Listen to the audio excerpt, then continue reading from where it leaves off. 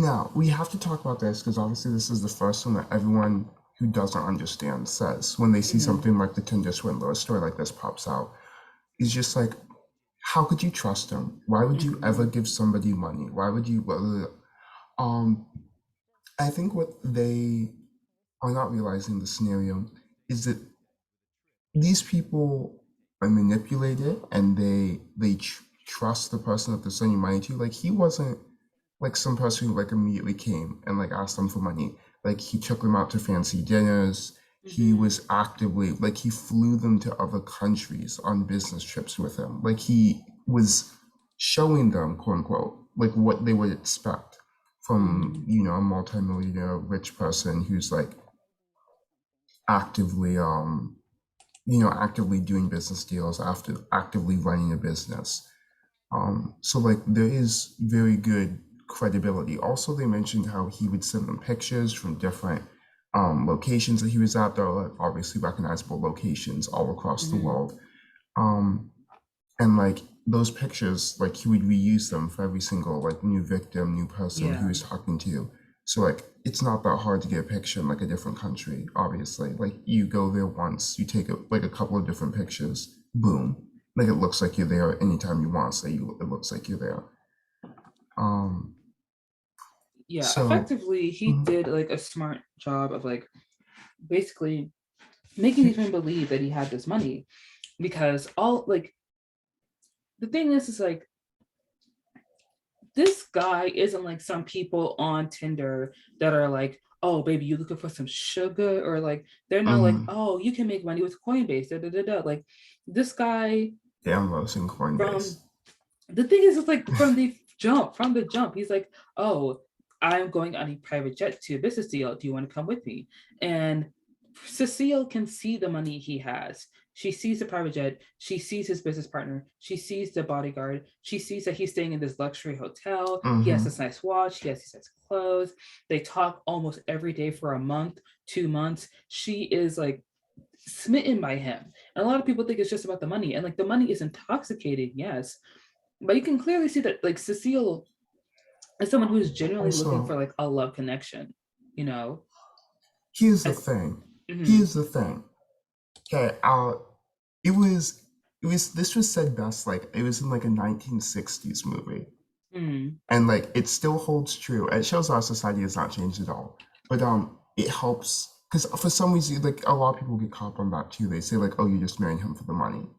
Um, and the quote is like marrying a guy for money is like marrying a woman with a pretty who's pretty. Like mm-hmm. sure you might no, a guy with money is like a woman with a pretty face. Sure you might not marry her just because she's pretty, but my goodness, doesn't it help?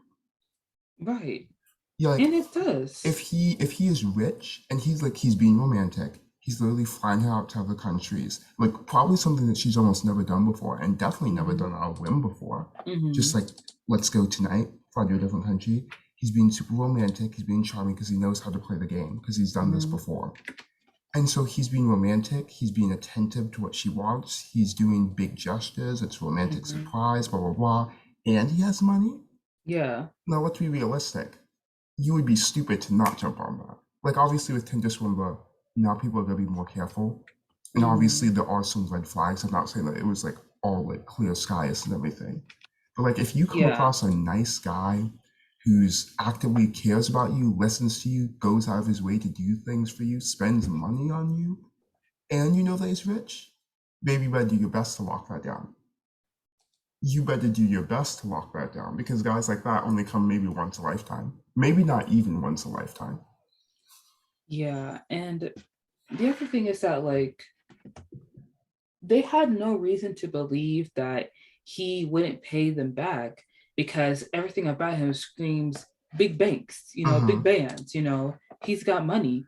But the thing is, like, rich people don't need to borrow money from poor people. I They was just about borrow to money from other rich people. I was about to say it. Yeah. Then it gets into an issue that we have specifically in America a lot, but it's true around other countries as well.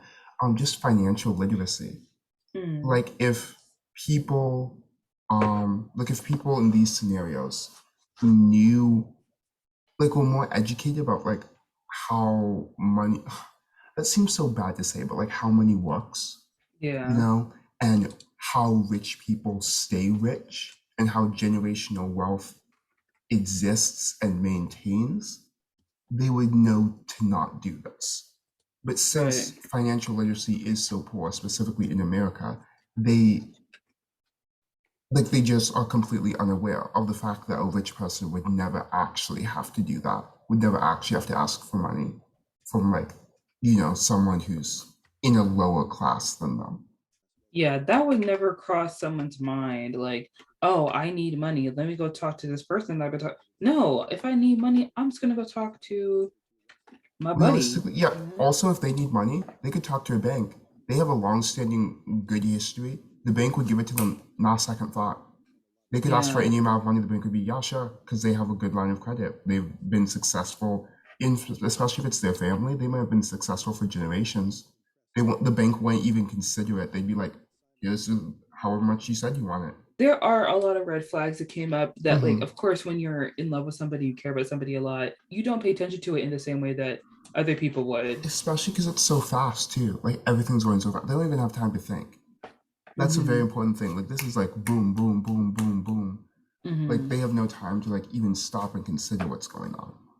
This love affair, I mean, you think, I found the guy, and there was no reason for you to think that anything other than that. And then he says he's in trouble and that he has enemies. Yeah. Because he is the son of a diamond billionaire, you know, which is funding a lot of this lifestyle. Explain that moment when he came through to you, and that's when, as so many of them do, it moved to money. Yeah, because he had the bodyguard from the start. So he started small, and then we have this attack that comes along. And that's when he asks, like, that he has a security team in Israel, and Peter, the bodyguard, is saying that he's not safe using his cards anymore, that they're tracking where he is, and he's in danger.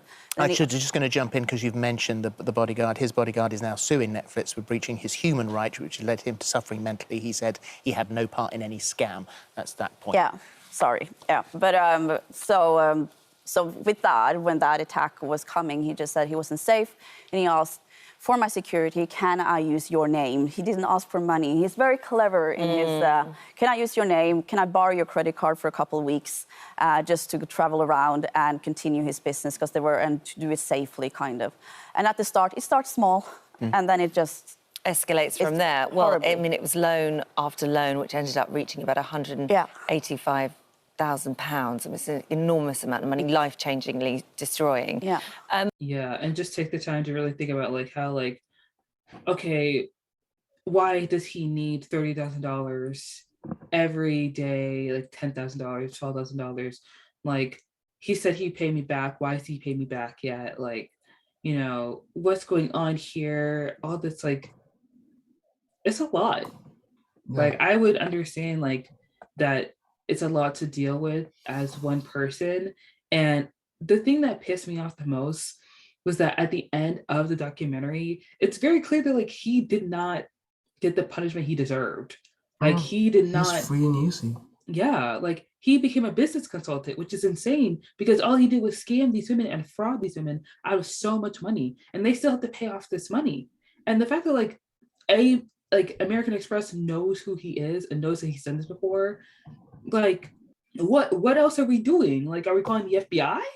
Like, I what mean, steps are as we long as taking? AMX and like whoever else has their money, they don't care.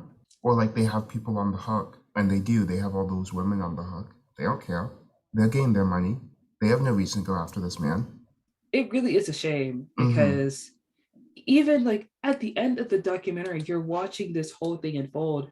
Clearly, like all these women were in a bad situation, and like I'm not trying to dog on them too much because like they are just human, and like something like this wasn't really like a thing, like the idea of like swindling people, like Uh-huh. it really wasn't even like a concept people would really think of. I don't think scams are new. Scams are not something that is new, you know. Hmm. But in the way that people do them and in the efficiency in which they do them, it is completely different than how it used to be. Oh, absolutely. And I do sincerely hope that the women are able to pay off their debts. And I'm not gonna lie, I'm not gonna lie. When I was watching the documentary, I was kind of sitting here like, girl, now come on now. You and Come I on now. both know this is not like, this has to be, if somebody asked me for $10,000, the speed in which I will block you. Babe. The fact you think that I have $10,000 to give you? If somebody asked me for $10, I would laugh.